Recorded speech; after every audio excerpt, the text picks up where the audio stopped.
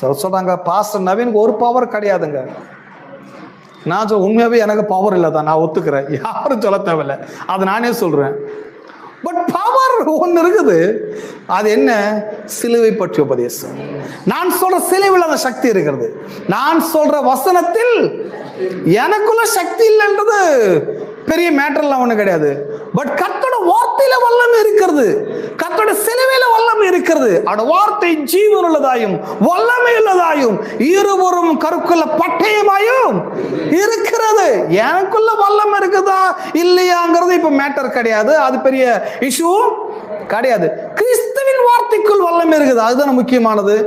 எதை நம்புறீங்க? ஆக நான் அதை நம்புறேன், அந்த நம்பிக்கையோட பிரசங்கம் பண்றேன்.